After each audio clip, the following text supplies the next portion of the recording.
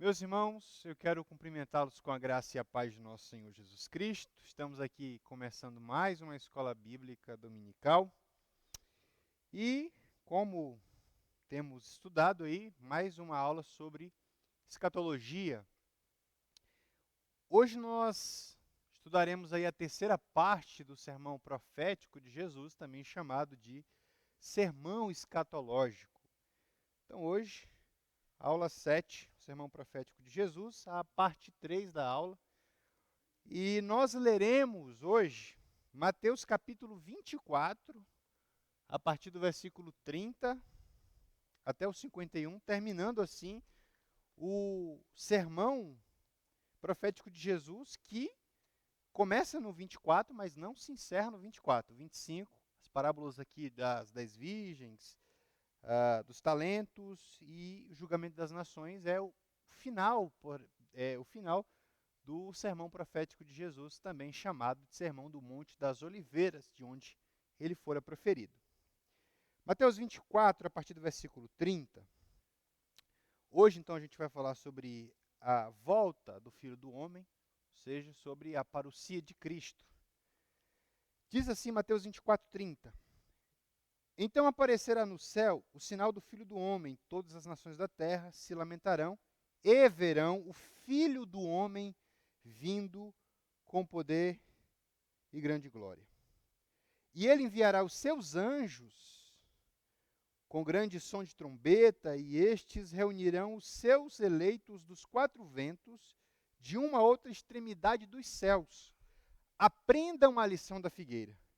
Quando seus ramos se renovam e suas folhas começam a brotar, vocês sabem que o verão está próximo. Assim também, quando virem todas estas coisas, saibam que ele está próximo, às portas. Eu lhes asseguro que não passará esta geração até que todas as coisas aconteçam. Os céus e a terra passarão, mas as minhas palavras jamais passarão. Quanto ao dia e à hora, ninguém sabe, nem os anjos dos céus, nem o Filho, senão somente o Pai. Como foi nos dias de Noé, assim também será na vinda do Filho do Homem. Pois nos dias anteriores ao dilúvio, o povo vivia comendo e bebendo, casando-se e dando-se em casamento, até o dia em que Noé entrou na arca. E eles nada perceberam, até que veio o dilúvio e os levou a todos. Assim acontecerá na vinda do Filho do Homem. 2 homens estarão no campo, um será levado e o outro deixado. 2 mulheres estarão trabalhando no moinho, uma será levada e a outra deixada. Portanto, vigiem, porque vocês não sabem em que dia virá o seu Senhor. Mas entendam isto: se o dono da casa soubesse a que hora da noite o ladrão viria, ele ficaria de guarda e não deixaria que a sua casa fosse arrombada. Assim, vocês também precisam estar preparados, porque o Filho do Homem virá na hora em que vocês menos esperam. Quem é, pois, o servo fiel e sensato, a quem seu senhor encarrega da sua casa para lhes dar alimento no tempo devido? Feliz o servo que seu senhor encontrar fazendo assim quando voltar. Garanto-lhes que ele o encarregará de todos os seus bens. Mas suponham que esse servo seja mau e diga a si mesmo: meu senhor está demorando. E então comece a bater em seus conservos e a comer e a beber com os beberrões. O senhor daquele servo virá num dia em que ele não espere, numa hora em que não sabe. Ele o punirá severamente e lhe dará lugar com os hipócritas, onde haverá choro e ranger de dentes. Vamos orar, pedir a Deus que Ele ilumine a nossa compreensão do texto. Pai Santo, nós te damos graça por mais essa oportunidade. Muito obrigado por mais esse dia, nesse domingo em que nós podemos celebrar e louvar o teu santo nome. Nós pedimos neste momento que tu, por meio do teu Santo Espírito, faça com que a nossa mente seja iluminada, a fim de compreendermos a tua palavra e, em se tratando de um tema tão complexo, que o Senhor nos ajude a entender não as minúcias, mas sim os detalhes que são compreensíveis e acessíveis a nós, Senhor. Nos ajude hoje e sempre com a tua graça e com a tua destra, em nome do teu Filho amado Jesus Cristo. Amém. Chegamos finalmente à terceira parte do sermão profético de Jesus, ou a segunda parte da pergunta dos discípulos. Lembrem vocês que apenas Mateus registra a pergunta tríplice sobre o fim dos tempos, sobre quando essas coisas vão acontecer e qual o sinal da tua vinda. Se vocês lerem Marcos e Mateus, só tem duas perguntas. Apenas Mateus registra, Lucas, melhor dizendo, apenas Mateus registra a pergunta tríplice. Alguns eruditos, alguns teólogos dizem que Jesus respondeu apenas a parte final da pergunta. Na verdade, é um erro. O que Jesus faz, se você ler Mateus com atenção, é inverter a ordem das perguntas. Então, por último, ele responde primeiro, e a primeira, segundo, e a segunda, ele responde agora. Então, se você olhar a ordem dos detalhes dos fatos lá, Jesus responde a todas as perguntas, só que invertendo a ordem. Apenas em Mateus nós temos as três perguntas, tá? Então, Jesus fala sobre o evento mais glorioso da história, que não é a Copa do Mundo, que não é nada disso, mas tão somente o seu retorno, a sua presença, que é a tradução de um dos termos técnicos que o Novo Testamento usa para a vinda de Jesus, que é parousia. Nós vamos falar de dois outros termos, epifaneia e apocalipse, que significa revelação. Epifaneia significa Jesus, significa algo como manifestação, de epifania. Então, o Novo Testamento usa esses três termos. O primeiro dele aí, parousia, para chegada, para presença, epifaneia, para manifestação, e o outro é apocalipse, para revelação de Jesus. Os três termos são usados aí no Novo Testamento. Vamos falar um pouco mais à frente sobre eles. Então, ao falar sobre a sua vinda, Jesus utiliza algumas parábolas, como, por exemplo, a da figueira, que, em geral, a figueira representa Israel, mas não aqui. Em geral, a parábola da figueira na Bíblia é uma representação de Israel. Oséias 9:2, Jeremias 24 e assim sucessivamente, tá? A parábola dos dias de Noé e a do servo bom e fiel e do servo mau e infiel, né? Mas algo precisa ficar bastante claro sobre isso para você e para mim. Jesus é o profeta que, diferente dos outros profetas, ele é o maior e o mais perfeito de todos eles. Enquanto profeta, nós podemos crer numa coisa, que nenhuma das palavras de Jesus cairá por terra. E é bom que a gente se recorde de Mateus 24:35. O céu e a terra passarão, mas as minhas palavras jamais passarão. Jesus não é alguém que diz algo e depois se arrepende de ter dito algo e vou mudar aqui. Não, as palavras que ele disse são espírito e verdade. Elas se cumprirão. Quer o homem queira, quer não. Quer o diabo queira, quer não. Porque o que ele disse é já na eternidade, verdade, fato consumado. E que se tornará a verdade, história consumada no tempo dos homens, no Cronos. Porque percebam, queridos, que a presença ou a chegada de Jesus, na verdade, é a eternidade invadindo o Cronos. Ou seja, o Kairos, o tempo de Deus invadindo o tempo dos homens. Quando ele vier, ele virá sim e dará fim a essa história. E nós começaremos a ver a história daquele que é o Rei dos Reis, Senhor dos Senhores. Porque, como diz o profeta Daniel, é ele que tira e põe os governos. E nós somos para ele como que gotas dentro de um balde d'água. Imagine a percepção de Deus da gente. Então isso é bom para a gente entender aqui. Vejam só, sobre essa promessa, primeira coisa que a gente precisa entender sobre a volta de Jesus é que ela é uma promessa. Segunda coisa, Jesus não mente. Terceira coisa, suas palavras são verdade eternamente. A única borracha que Deus tem para pagar o seu pecado. Ele joga para trás dele, ele não se lembra mais. Mas quando a verdade do Evangelho é anunciada, ela é uma verdade eterna. Por isso que Paulo chama o Evangelho das insondáveis riquezas de Deus, o Evangelho eterno. Olha essa palavra de Lucas aí, que era teólogo, não só historiador. Algumas pessoas tentam diminuir Lucas e dizer, não, mas ele era só historiador. Lucas também era teólogo. Atos é um escrito histórico, mas tem teologia ali, tá? E eles ficaram com os olhos fixos no céu enquanto ele subia. Quem? Jesus subia. De repente surgiram diante deles 2 homens vestidos de branco, que lhes disseram, Atos capítulo 1, versículo 11. Galileus, por que vocês estão olhando para o céu?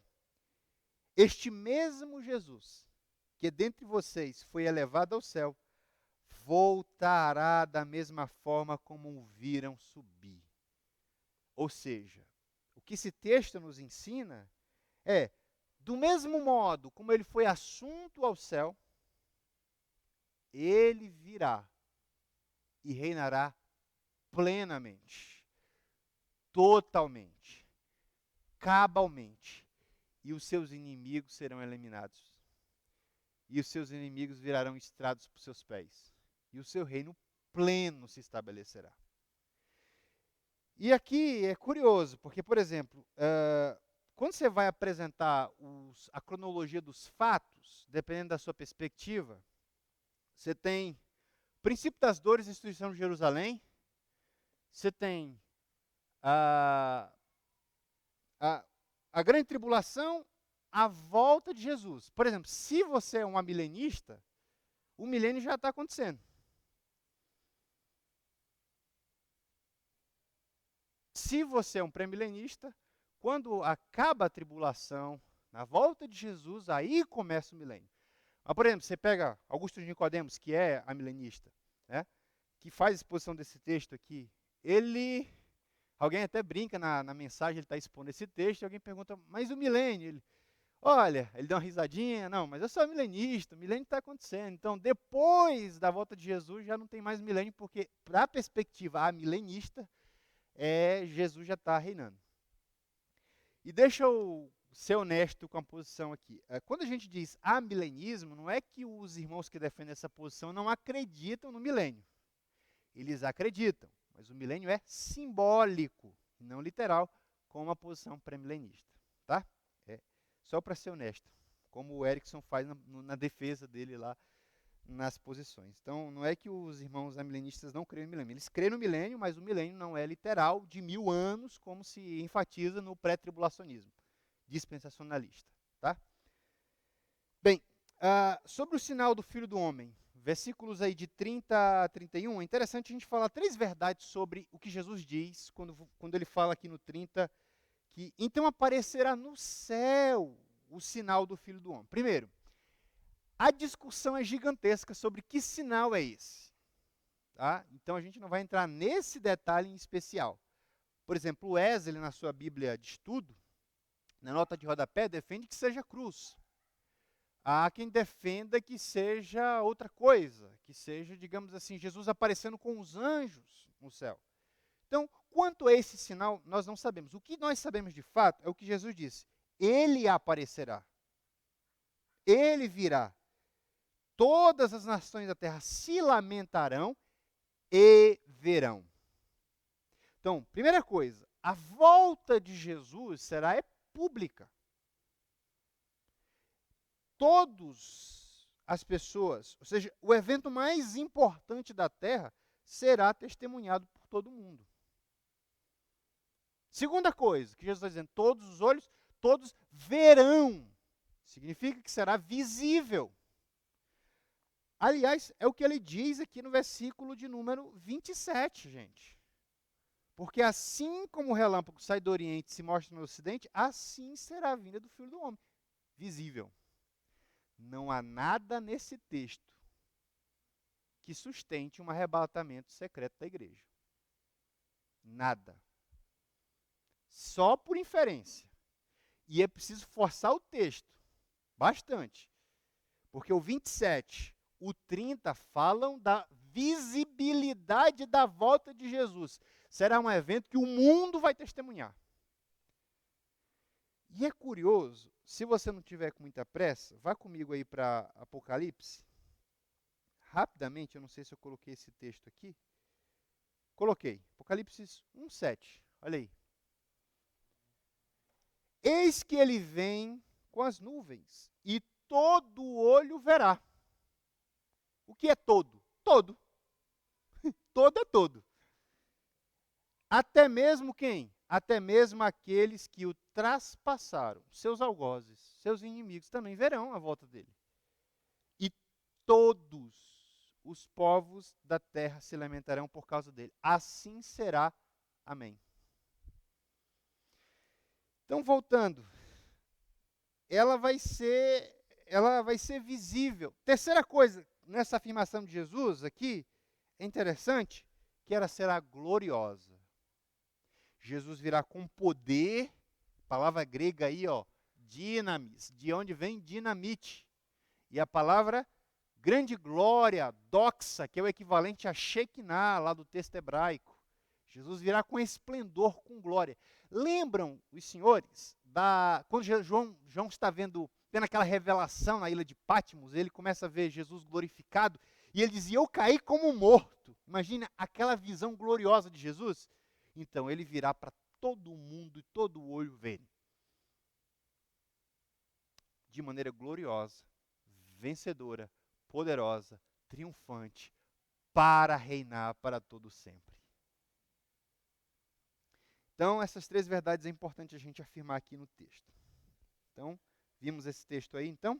E é interessante, o George Eldon Ladd, que é um dos grandes teólogos que escreveu uma baita obra sobre o Novo Testamento, uma obra de 1000 páginas, chamada Teologia do Novo Testamento, usada nos seminários mais tops dos Estados Unidos, até hoje.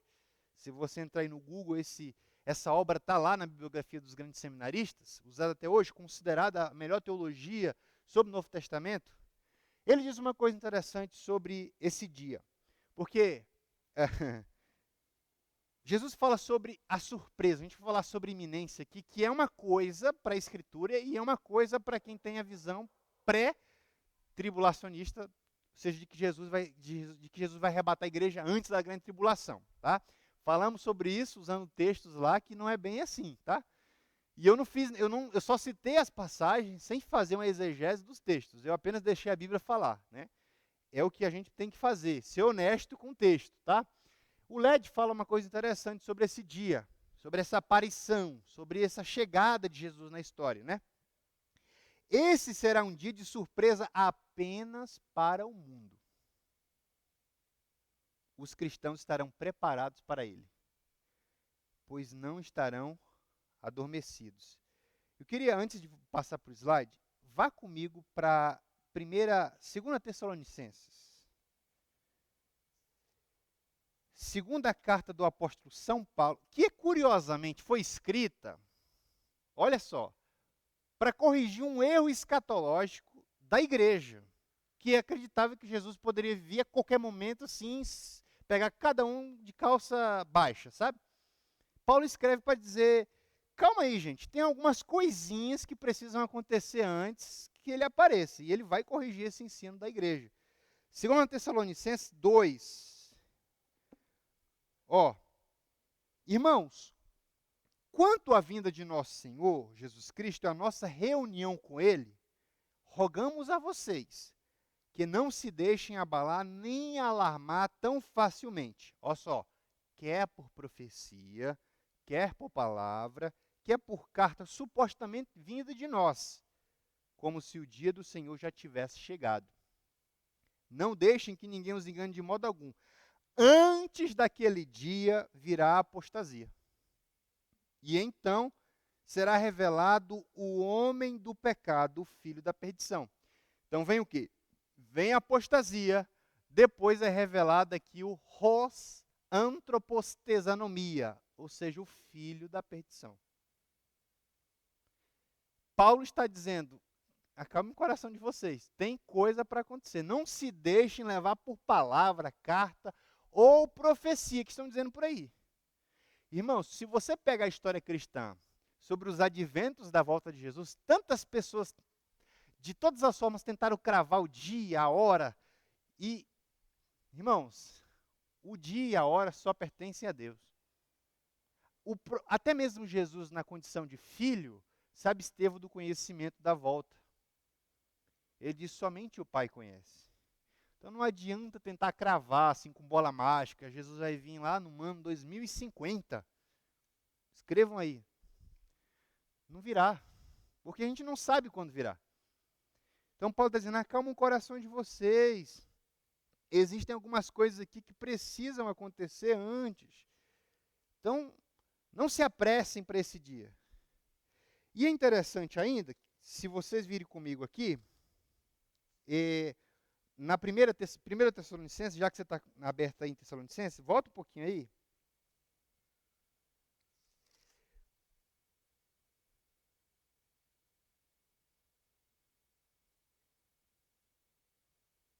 Olha aí o 1 Tessalonicenses, capítulo 5, versículo 4.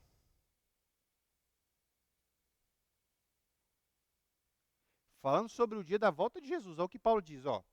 Mas vocês, irmãos, não estão nas trevas para que esse dia os surpreenda como ladrão. Para nós, será surpresa para o mundo, irmãos. Porque a igreja aguarda que esse dia aconteça. Paulo está dizendo, ó, para o mundo vai ser surpresa, para vocês não. Porque vocês não estão nas trevas. Vocês são filhos da luz e estão no reino da luz.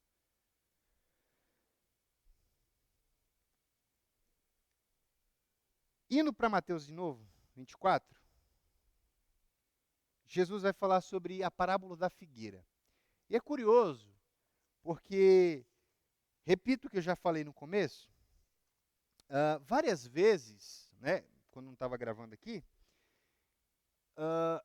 a figueira é um símbolo de Israel, aparece lá em Romanos, aparece em Jeremias 24, aparece em Oséias 9:2, só que aqui Jesus faz uso diferente da figueira. Ele não está falando de Israel.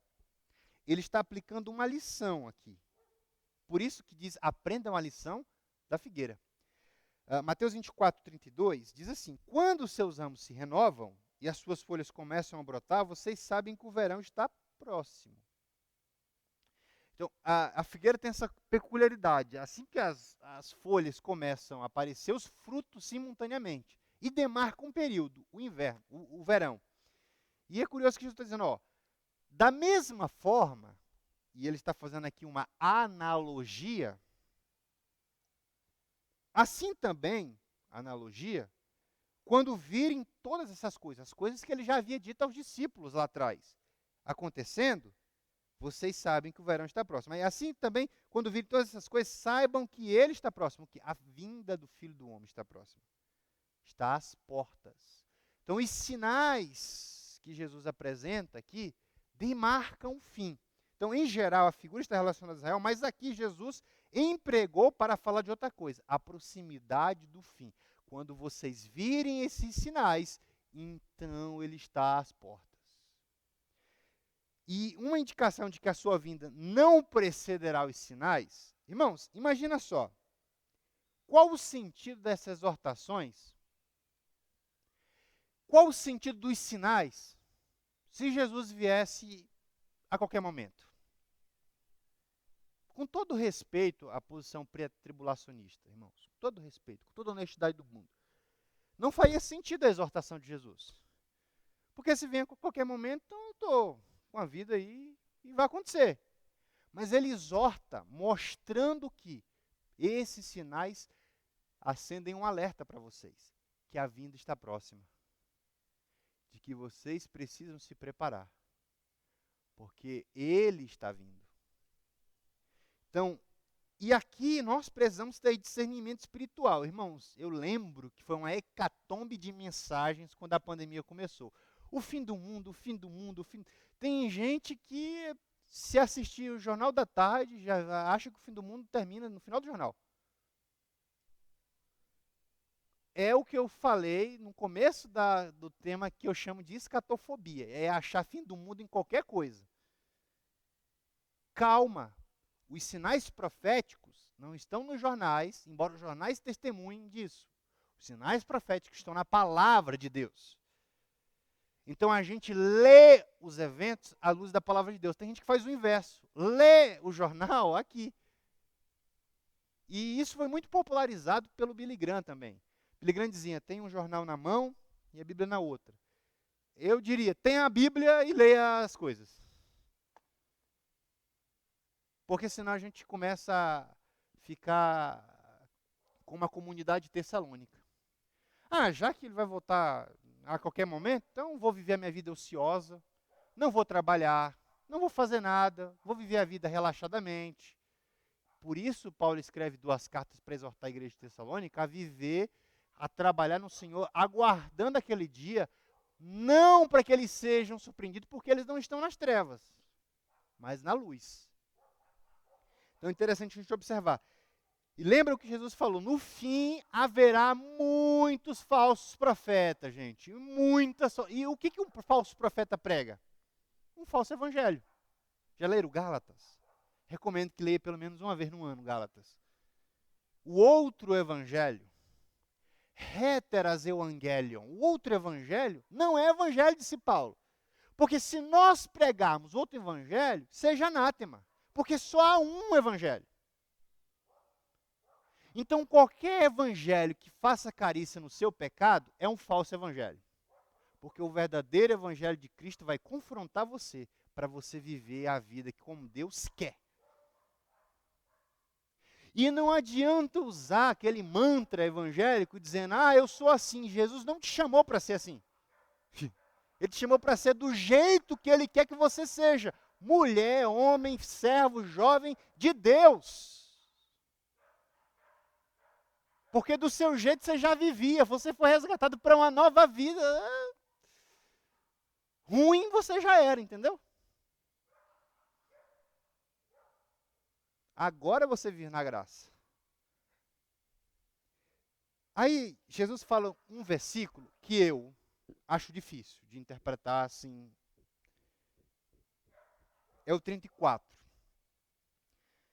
Ele diz assim, eu lhes asseguro que não passará esta geração. A palavra geração aí é Guinéa. Até que todas essas coisas aconteçam. Afinal de contas, do que Jesus está falando? Porque se todos os eventos aconteceram no ano 70, então não há mais futuro para as profecias aqui. Uma geração dura aí entre 50 e 70 anos. Do momento que Jesus fala o cumprimento, vai mais ou menos 39 ou 40 anos. Do que Jesus está falando, afinal de contas? Uma possível interpretação, e aqui eu abro parênteses para dizer a minha interpretação do texto, tá, gente? Fecho parênteses, isso aqui não, você não precisa aceitar isso aqui como escritura, tá? Digo eu, Henrique, né? Paulo diz, digo eu, Paulo, não, digo eu, Henrique, agora. É que Jesus está se referindo aos discípulos que presenciariam os acontecimentos preditos. Então, a palavra Guinéa, que é traduzida na NVI aqui por geração, pode ser era. E eles mesmos testificariam do fim que viria em breve. E esse parece ser o entendimento desse camarada aí, John Wesley. A expressão indica que grande parte daquela geração passaria, mas não a totalidade dela. Por quê? Muitos apóstolos morreram, mas João estava vivo. Até o ano 100, mais ou menos, João está vivo. 96, 97 ali, João não tinha morrido. Então, não a totalidade da geração. Por isso, a melhor tradução seria a era para esse texto. Então, e assim ocorreu. A cidade e o templo foram destruídos 39 ou 40 anos depois. Então, Jesus está dizendo, vocês vão presenciar esses sinais que eu estou falando. Não passará essa geração, não a totalidade dela. E vocês verão que as minhas palavras se cumprirão. Ou seja, de que as palavras de Jesus foram reais. Então, o que a gente precisa entender, afinal de contas? É que Jesus é um profeta vindo de Deus e fala em nome de Deus e tem procuração de Deus para falar as palavras de Deus. Como os grandes profetas. Então, para a gente pensar um pouco sobre esse detalhe, uma coisa interessante que a Escritura fala, a palavra de Deus fala de sua vinda, sua revelação e sua manifestação. Fala da sua vinda, sua revelação e sua manifestação. E o Novo Testamento emprega 3 termos. Vou repetir aqui para os irmãos. Primeiro, parousia. Aparece em 1 Tessalonicenses 4:5, Mateus 24:27, por exemplo, aí no texto. A outra é Apocalipse, que é revelação. Aparece em 2 Tessalonicenses, capítulo 1, versículos 6 e 7. E a terceira é Epifaneia.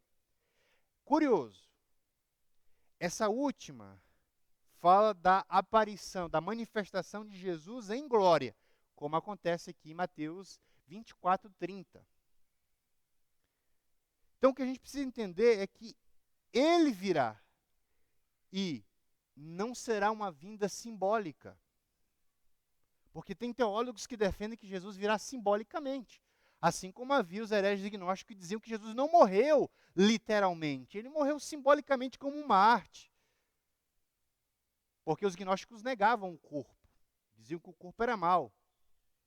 Por isso que João vai escrever a primeira carta rebatendo os gnósticos, dizendo, ó, quem nega que Jesus veio em carne é o anticristo.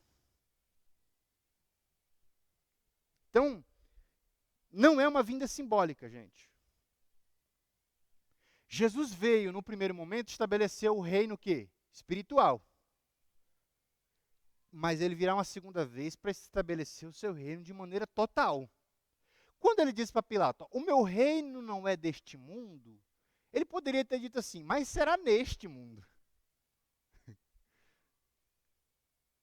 Quando as hecatombes nucleares acontecerem, e esse mundo passar por aquela purificação, então ele estabelecerá o seu reino milenar. Serão 1000 anos mesmo? Pode ser que sim, pode ser que não. Eu acho que não. Pode ser mais, pode ser menos, porque 1000 é o simbólico. 1000, 7, 10 em Apocalipse são símbolos, tá? O que a gente fala é que Jesus reinará por um tempo grande. Pelo menos é nisso que eu creio, tá, irmãos? Se é pré-milenista? Sim. Acredito que as profecias, tanto o Antigo Testamento quanto o Novo, se encaixam melhor num quadro real do reino de Jesus, profeticamente falando, literal. Mas há quem discorda disso. E está tudo bem. Nas coisas secundárias, liberdade. E em tudo, amor. Vamos aqui sobre as parábolas sobre a vigilância. Primeira parábola. Eu queria fazer uma observação aqui. Em Mateus 36. Veja só. Jesus disse assim, quanto ao dia e hora, porque vocês recordam que os discípulos queriam saber data? Eles queriam saber quando. Jesus responde a eles um como. Como acontecerá e não um quando. Porque o que eles queriam era a data. Lembram de Atos, eu não me recordo agora o texto, em que diz assim, acho que é Atos capítulo 1. É agora que restaurarás o reino a Israel? Jesus disse, não lhes compete saber isso. Na tradução mais vulgar, não é da sua conta. Entendeu? A gente tem umas perguntas. Um certo teólogo estava comentando sobre calvinismo e arminianismo, né? E, de repente, ele morre. E ele chega diante do trono de Deus e pergunta, Deus, quem está certo? Calvino ou Armínio? E Deus responde para ele, não te interessa. Então, algumas das nossas respostas, algumas das nossas perguntas, as respostas serão mais ou menos assim, não te interessa. Tem coisa que não nos compete saber, irmãos. Dia e hora não é do nosso conhecimento. As coisas reveladas são para nós e as encobertas para Deus. Amém? Então, Jesus reitera que dia e hora não são conhecidos. E aí ele usa os dias de Noé como um lembrete. Porque, veja, ele fala de casamento, o pessoal estava ali festejando, né? Noé parecia um tolo, não é verdade? Dizendo, gente, vai chover. Não havia chovido na terra. Apenas um vapor que subia da terra. Então, imagina só, irmão, nunca choveu. De repente aparece um maluco barbudo falando assim, vai chover, viu? Tá vindo uma chuva aí grande, meu amigo. E você diz assim, tá de brincadeira, né? Vejam se não é mais ou menos o que a gente fala hoje, para as pessoas e os incrédulos. Mas vocês estão falando que Jesus vai voltar há tanto tempo, hein? É mais ou menos isso. As pessoas estão tratando esse assunto com indiferença, como na época de Noé. Noé dizia, ó, vai vir um dilúvio aí e vem água, viu? E ninguém acreditou. Aí ele entrou na arca e veio chuva. Então ele parecia um tolo até que choveu. Então, buscai o Senhor enquanto se pode achar, e invocar enquanto está perto. Então, haverá um tempo em que ele não estará perto e não se pode invocar. Então, agora a porta está aberta, a oportunidade está aí para você consertar a sua vida, orar a Deus para que Ele restaure a sua família. Mas essa porta da graça vai fechar. E quando essa porta da graça fechar, aí você vai bater e o Senhor vai falar assim, eu não conheço você. E veja, não é só a indiferença, é a impiedade também que marca o fim dos tempos. Comiam, bebiam, casavam, não estavam nem aí, gente. É mais ou menos hoje, não, eu gosto de farriar, sabe? Eu gosto de viver a minha vida à la volonté, como diz os franceses, à vontade. No Brasil a gente diz à la Zeca Pagodinho.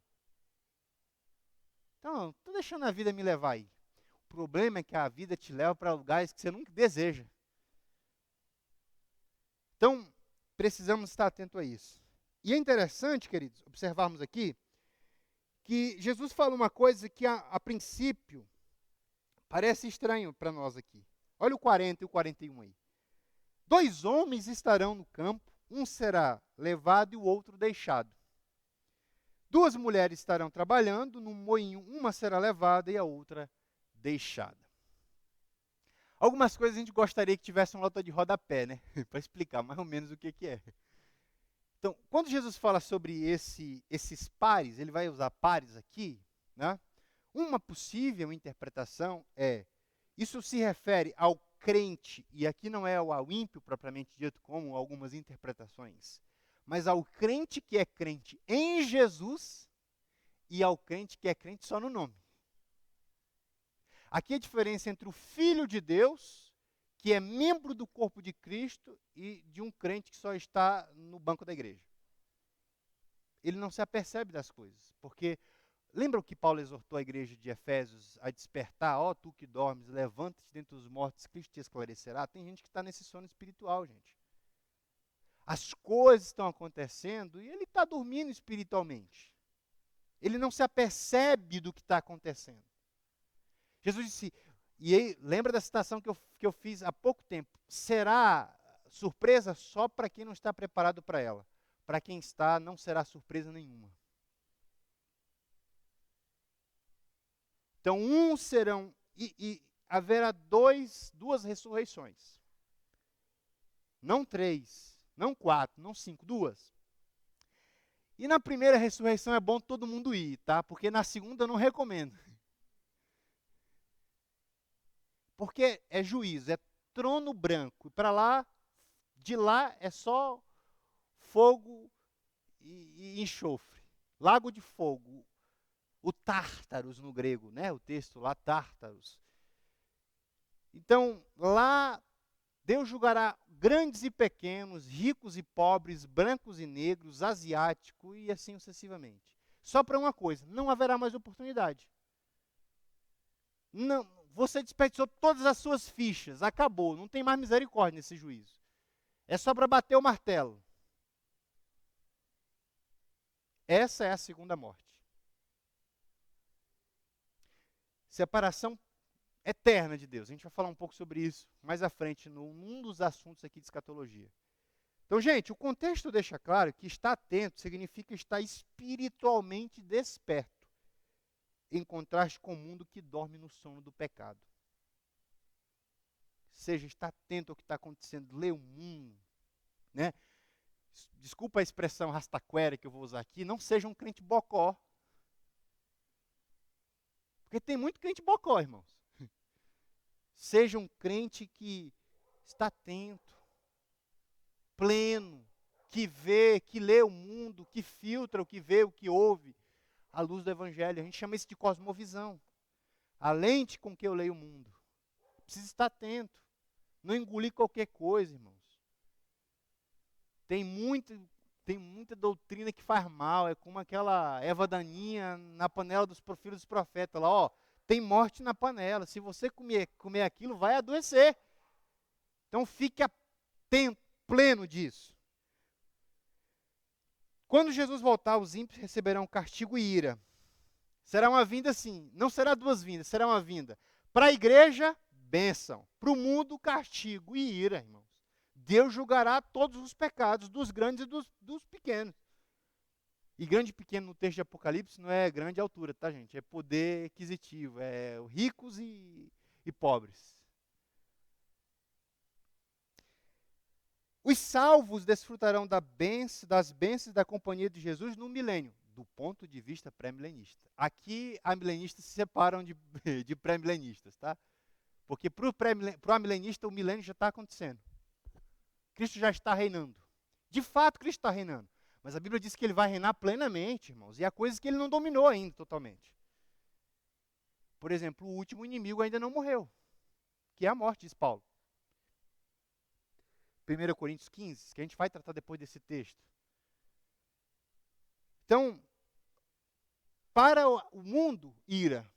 A ira do cordeiro. Jesus é cordeiro, mas Jesus também é leão.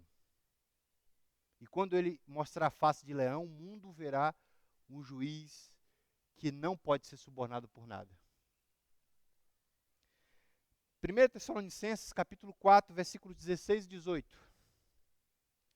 Pois dada a ordem, com a voz do arcanjo, o ressoar da trombeta de Deus. De novo, irmão. Ressoar de trombeta, a voz de arcanjo, arrebatamento visível, público e glorioso. Porque qual o sentido de usar trombeta se você não quer avisar, se vai ser secreto? Irmão, só uma curiosidade, deixa eu abrir um parênteses aqui. A Casa Publicadora da Assembleia de Deus, a CPAD, é pré-milenista, pré-tribulacionista. E eles publicaram um comentário chamado Comentário Beacon. E num dos comentários Beacon tem uma nota de rodapé em que o autor, que é publicado por uma casa pré-tribulacionista, refuta o pré-tribulacionismo usando esse texto aqui. É uma curiosidade. Depois, na reimpressão, tiraram essa nota de rodapé. Mas quem tem os comentários Beacon antigo, pode ver lá, a nota está lá. E ele vai usar esse texto aqui mostrando, voz de arcanjo, ressoar de trombeta, símbolo de uma apresentação gloriosa, de como os reis da antiguidade vinham.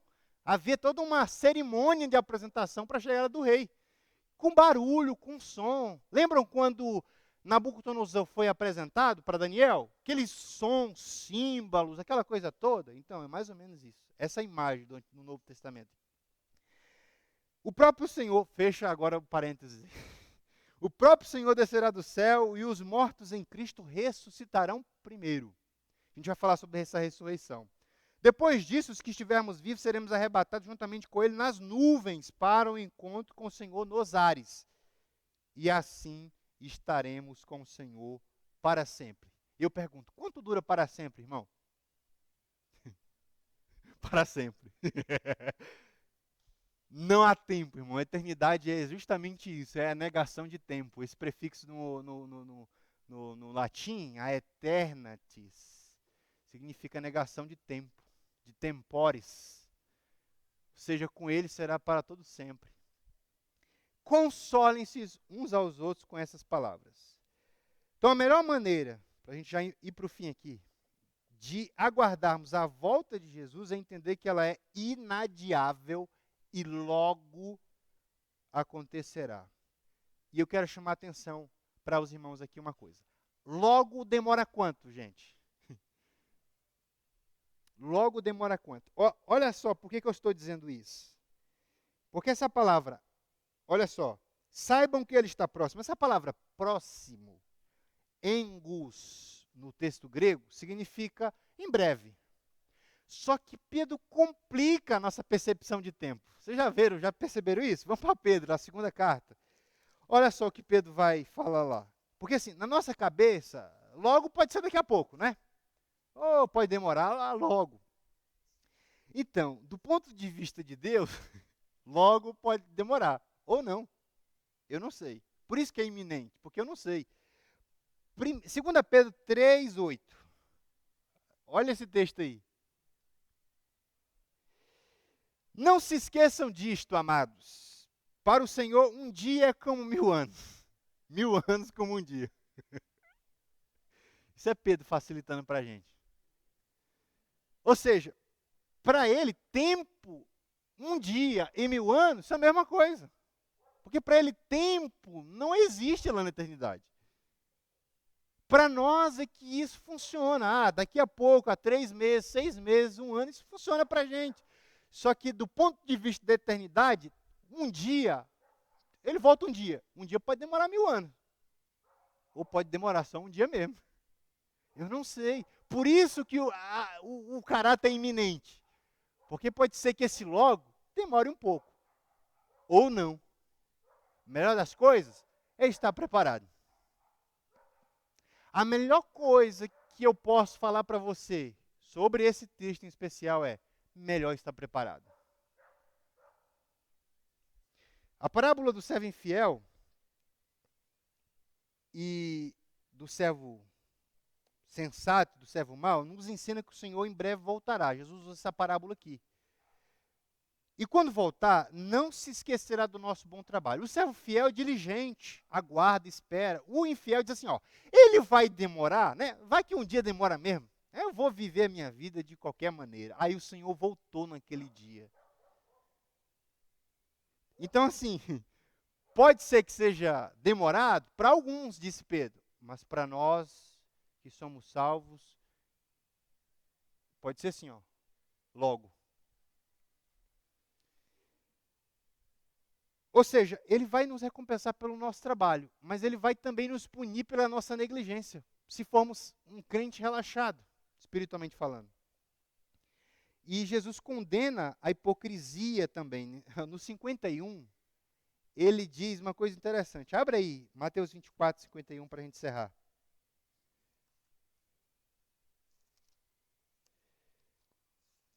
Mateus 24, 51 diz assim: ele punirá severamente. Em algumas traduções, ele o cortará, tá assim. E lhe dará um lugar com os hipócritas. Ou seja, no céu não há hipócrita. Onde haverá choro e ranger de dentes. Você é do ponto de vista que o castigo é eterno? Sou aniquilacionista, que acha que o castigo é só por um tempo. Se a gente vai desfrutar por toda a eternidade das bênçãos, quem vai estar lá vai desfrutar dos castigos à beça, irmãos. É uma questão de lógica. Então as penas e os castigos serão eternos também, haverá choro e ranger de dentes. Vocês já viram a representação do inferno na obra de Dante, a Divina Comédia? Dante pensa o inferno como uma espécie de funil. Quanto pior o pecado, mais fundo o camarada está e mais afundado está. Tem uma parte no inferno de Dante que o camarada está só com a cabeça e a lava e o enxofre comendo. E ele está navegando no rio lá e alguém pede para ele botar um pouco de água na língua.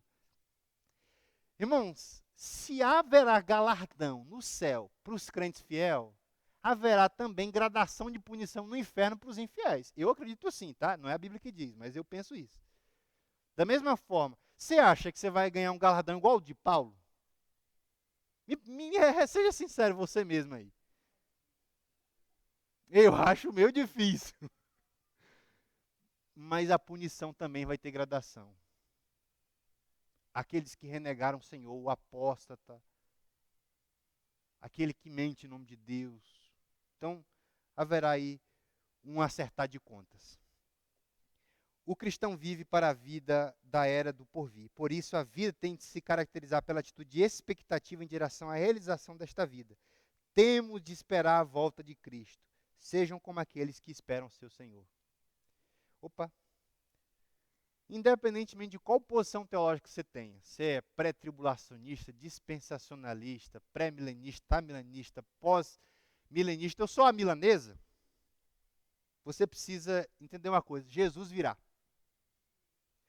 Segundo, mais importante que ter uma posição é entender que nós precisamos ter uma vida digna diante de Cristo, pois o Senhor recompensará o servo prudente, mas punirá o servo insensato. A condição moral e espiritual do mundo piorará consideravelmente, mas felizes os que aguardam o Senhor voltar. Não deixe que as más notícias roubem a sua esperança da vinda de nosso Senhor. Em Cristo, O nosso futuro é glorioso. E eu lembro aí as palavras do Jürgen Moltmann, pai da teologia da esperança. Ele diz uma coisa: é irreal antecipar e trabalhar pelo futuro se esse futuro não vier ao nosso encontro. Cristo virá ao encontro dos seus servos. E ele recompensará aqueles que trabalham, porque no Senhor o nosso trabalho não é em vão. Deus abençoe a igreja.